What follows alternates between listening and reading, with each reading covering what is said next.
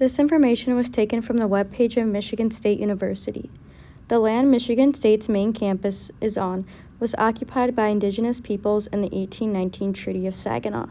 These lands are the ancestral, traditional, and contemporary lands of the Anishinaabe, Three Fires Confederacy of Chippewa, Ottawa, and Potawatomi peoples. Land granted to benefit Michigan State in association with the Morrill Act was situated in both the upper and lower peninsulas of Michigan, in the 1819 treaty and two treaties in 1836. But because Michigan State operates in every county in Michigan with programs, facilities, and land across the state, we occupy or use land in every treaty negotiated in between the late 1700s and early 1840s. Treaties like these were negotiated under and were often the result of violence. Loss of land, diminished access to natural resources, and forcible relocation adversely affected indigenous peoples' well-being. This park used to be a park in East Lansing called Abbott Road Park, since this park was located off of Abbott Road. In October 2022, the park was renamed as Adikia Park to honor and remember those who are indigenous peoples. The renaming ceremony was held on Indigenous Peoples Day in 2022.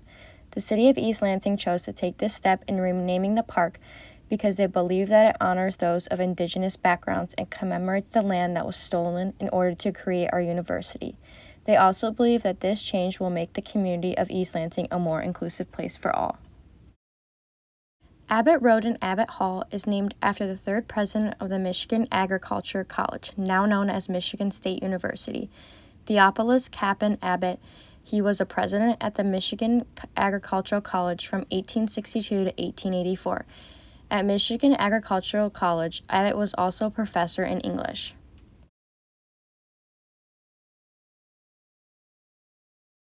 The first stop on my community walk was the East Lansing Public Library. Right off the bat, the library had an inclusive and welcoming feeling. The outside of the building had a mural of African American women. The mural then goes into other diversity and inclusion posters featuring positive and encouraging quotes from authors with different backgrounds, races, and ethnicities.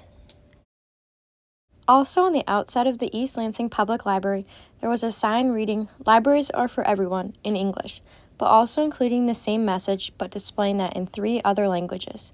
The languages include Spanish, Arabic, and Chinese. When asked about the specific chosen languages for the sign, the librarian said those 4 languages are the most spoken throughout the community of the library. The next sign I noticed while walking through the main door of the library was a giant poster saying "Welcome" in 19 different languages, including English.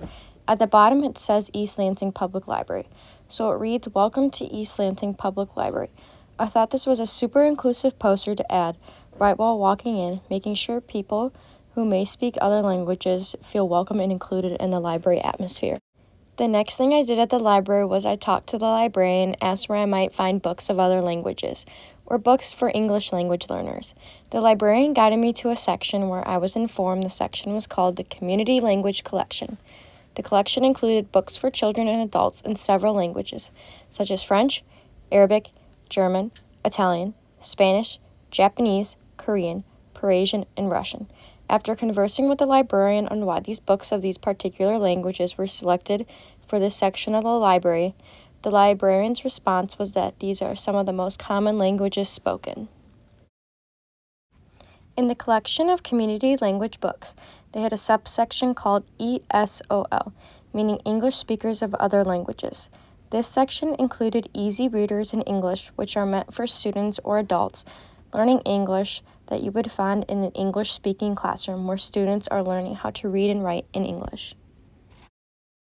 Some of the easy reader books include Stories from Africa, a mystery read, a biography on Michael Jordan, and a historical fiction book called The Joy Luck Club.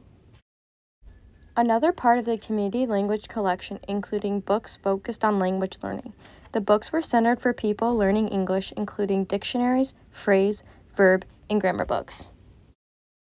The language learning collection also included audio books for learning languages such as English and many other languages.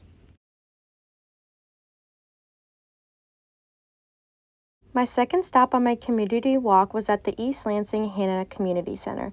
This community center opened to the East Lansing residents with a small fee for some recreational activities, include a gym, pool, theater, dance studio, playground, and soccer fields. Walking into the Hannah Community Center, the building was quite large and intimidating, but the building architecture both inside and outside was more than beautiful. After talking to the receptionist at the front desk about programs they offered and accommodations they had for English language learners, I was directed to the community bulletin board. On the board read a poster advertising learning basic Japanese for adults. The receptionist mentioned that several people throughout the community of East Lansing were interested in learning the basics of Japanese for a wide variety of circumstances. The next part of the Hannah Community Center was probably one of my favorite things I discovered during my community walk.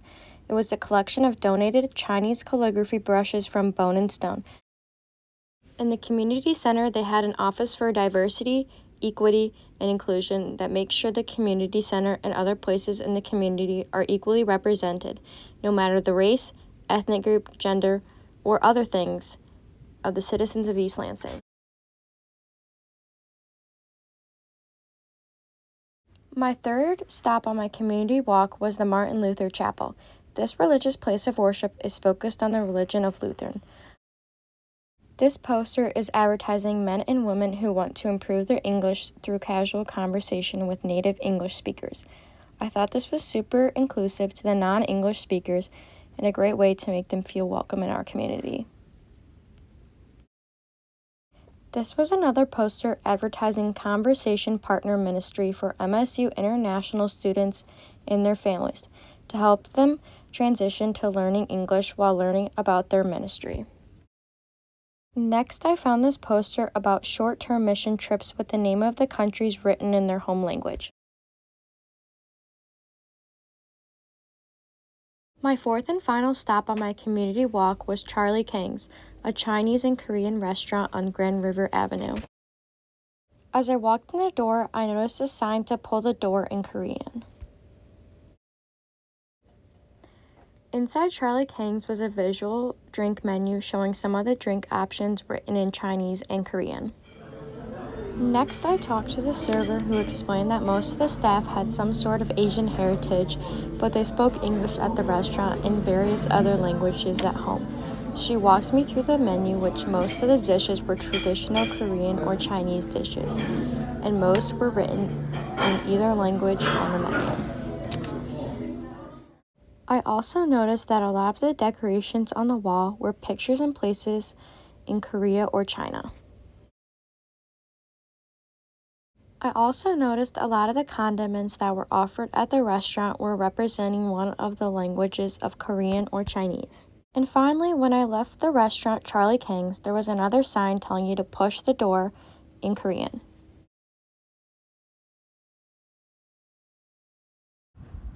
There were many ethnic and linguistic groups represented in the community of East Lansing, especially since there are many different international students that attend MSU. This was shown through the welcoming sign at the library greeting groups in 19 different languages to the library. I also found that the Martin Luther Chapel was super welcoming and inclusive to the students who are international students, who want to learn more about their religion and broaden their knowledge of English. The most represented groups that I saw throughout the community were English speakers, people of Spanish-speaking countries, and people with Asian backgrounds. The languages in this community that are most important include English, Spanish, and Japanese. I know that these are the most important languages in the community due to how many times they were represented throughout the community. For example, English was the most common language found throughout the community.